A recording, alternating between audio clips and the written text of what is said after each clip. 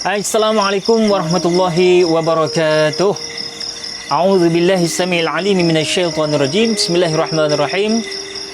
Alhamdulillah tsumma alhamdulillahi rabbil alamin wa bihi nasta'in 'ala umurid dunya waddin.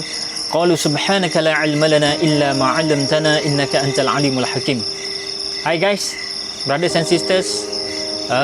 Mudah-mudahan semuanya stay chill, stay safe, stay alert dan stay at home. Itu yang paling penting. Mudah-mudahan kita dapat bersama-sama menikmati kehidupan normal kembali.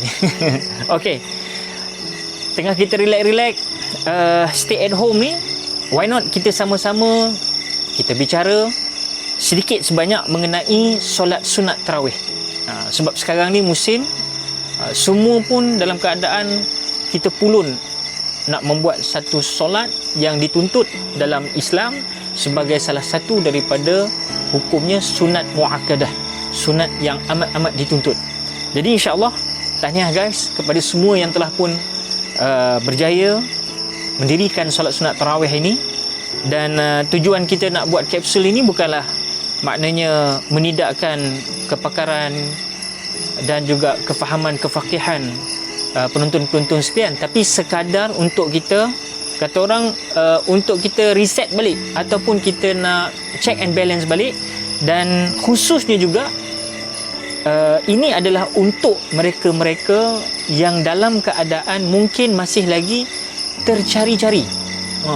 Tercari-cari macam mana sebenarnya solat tarawih ni, ada orang kata gini, ada orang kata gitu. Jadi ada yang ke sana, ada yang ke sini, ada ke sana, ada ke sini, macam-macam.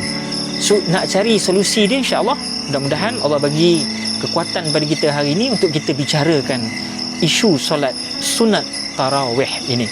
Tarawih itu adalah bermakna berehat-rehat. Tarawih maknanya berehat-rehat. Jadi barang siapa yang mendirikan solat sunat tarawih ini dengan benar-benar dia rasa relax, cool, chill, tenang, dan yang paling penting khusyuk dan ikhlas kepada Allah, mudah-mudahan sampailah kepada parameter yang dikehendaki oleh Allah Subhanahu Wa Taala itu sendiri. Jadi sepotong hadis yang sememangnya cukup popular apabila datang bulan Ramadan, maka hadis ini akan berkumandang, man qama ramadhana imanan wa ihtisaban ghufira lahu ma taqaddama min dhanbi. Dalam riwayat hadis yang lain, man shoma ramadhana imanan wa ihtisaban ghufira lahu ma taqaddama min dhanbi. Tapi saya nak ambil pada hadis man qama ramadhana imanan wa ihtisaban ghufira lahu ma taqaddama min dhanbi. Sadaqa Rasulullah sallallahu alaihi wasallam kama qala, hadis riwayat Bukhari, yang menyatakan man qama ramadhana, barang siapa yang qiyam ataupun bangun malam ataupun mendirikan solat-solat, ibadah-ibadah khususnya dalam bulan Ramadan, khususnya pada malam, dengan penuh keimanan dan ihtisab, yakni ikhlas dan mengharapkan hanya sahaja pengharapannya kepada Allah. Memanglah pun kalau dah bangun malam, bro sis, kita nak harap kepada siapa lagi? Kalau mungkin kalau kita, yalah, zaman-zaman sekarang ni bila kita buat sesuatu ni, bila tertonjol di khalayak ramai ni, orang akan bicara macam-macam. So kali ni kita beribadah untuk diri kita, yang mana kita sendiri, orang tak nampak, kita bangun malam, ikhlas. Ini namanya ihtisab. Ikhlas hanya kerana Allah Subhanahu Wa Taala. Ganjarannya tidak lain tidak bukan ghufira lahu ma taqaddama min dhanbi. Kata Allah melalui Rasulullah, diampuni dosa-dosanya yang terdahulu. Subhanallah. Yang ini yang kita nak kejar sama-sama. Tapi bukan maknanya kita boleh hentam keromo bila kita Allah bagi suatu anugerah sebegini rupa yang besar, yang hebat, tidak ada kepada umat-umat terdahulu. Tidak bermakna kita boleh langgar macam tu je. Mesti ada panduan, mesti ada cara dia kan. So kita tak nak terlepas pandang supaya kita tidak rasa menjadi sebagai satu saranan hadis yang lain yang Nabi menyatakan, ramai yang bangun malam, ramai yang bertahajud, ramai yang bersengkang mata untuk mendirikan ibadah-ibadah khususnya dalam bulan Ramadan, tetapi mereka hanya mendapat letih sahaja.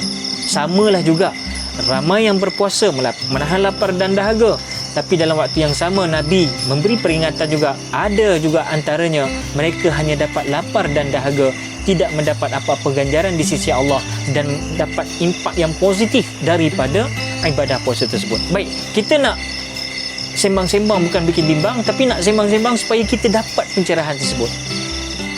Tarawih ni kita nak buat 8 rakaat boleh, kita nak buat 20 rakaat pun boleh. Kita tak nak bicara nak kupas lebih besar, sebab bila dikupas lebih besar, perbahasannya lagi besar. Kita nak ambil suatu keputusan, yang mana keputusan tu bila kita firm, kita letakkan pada satu tempat dan kita yakin yang ini aku nak buat. Sebab itu kadang-kadang kita kena berdoa juga, Allahumma rabbana atina min ladunka rahmatan wa hayyi lana min amrina rasyada. Ini doa ini dipetik daripada ayat 10 suratul Kahfi. Minta kepada Allah supaya kita ni didorongkan kepada jalan yang benar, pilihan yang benar.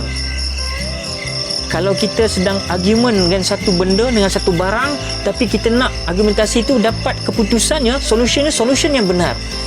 Itu yang kita minta. Allahumma rabbana atina min ladunka rahmatan wa hayyi lana min amrina rasyada. Minta pada Allah, bukan minta pada manusia. Minta pada Allah setelah kita mengkoreksinya, setelah kita menelusuri jalan dengan jalan ilmu. Begitu.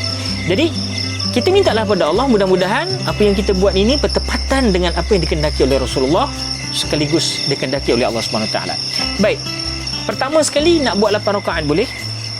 8 rakaat ni berdasarkan daripada hadis menerusi Sayyidatuna Aisyah radhiyallahu anha. Maklumlah sekarang ni lagu Aisyah tengah viral. Baik. Apa pun kita nak sebutkan bahawa Aisyah sebut bahawasanya aku tak pernah tengok Nabi lebih daripada menunaikan 11 rakaat dalam bulan Ramadan. Solat maknanya regarding dengan solat sunat ini, solat sunat tarawih yang kalau kita sebut solat sunat tarawih ini dan campur dengan witir 11 rakaat. Maknanya 3 witir, 8 tu rakaat. 8 rakaat tu 8 rakaat tarawih. Kalau yang lain pula, menurut apa yang telah diputuskan oleh Sayyidina Umar bin Khattab, itu yang kita buat 20 rakaat campur dengan 3 witir. Jadi 20 itu tarawih, 3 witir jadi 23 rakaat. Jadi tak ada masalah bro sis. Yang pentingnya kita buat. Yang pentingnya kita berazam, kita mudah-mudahan Allah bagi kekuatan untuk kita bangun mendirikan solat malam. Sebenarnya kalau tak buat macam tu pun, even kalau you all dapat buat 2 rakaat tiap-tiap malam dalam bulan Ramadan ni, tapi rugilah sebab ada ganjaran yang menanti besar khusus dalam bulan Ramadan, tapi dilipat gandakan. Tapi kalau teruk sangat dah kita ni, at least 2 rakaat bro, ataupun 2 rakaat solat sunat malam, solat sunat apa juga you name it, dan tambah 1 rakaat yakni witir. Witir tu ganjil, solat sunat witir penutup setiap solat pada waktu malam sebelum tidur ataupun sebelum subuh. Ada satu solat sunat yang Nabi tak pernah tinggal, iaitu solat sunat witir. Buat 1 rakaat pun jadi. Baik. Itu makna yang paling komana kan. Tapi mudah-mudahan Allah bagi kekuatan kepada saya, kepada anda semua insya-Allah. Baik. Bila kita nak buat solat sunat tarawih ni, bagaimana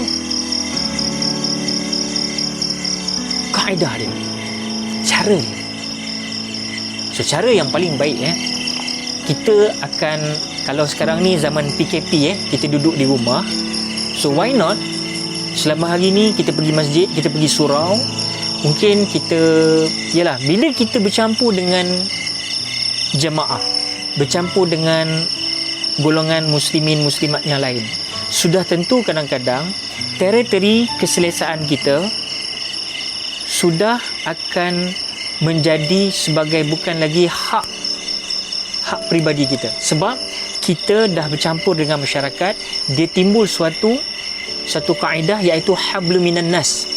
Hablum minan nas ni adalah antara kita, urusan kita dengan manusia. Kalau hablum minallah, urusan kita dengan Allah. Tapi ada satu lagi kaedah di dalam bermasyarakat ini, dalam agama dipanggil hablum minan nas. Jadi bagaimana kita mengurus tadbir antara kita dengan manusia, sesama makhluk. Okey?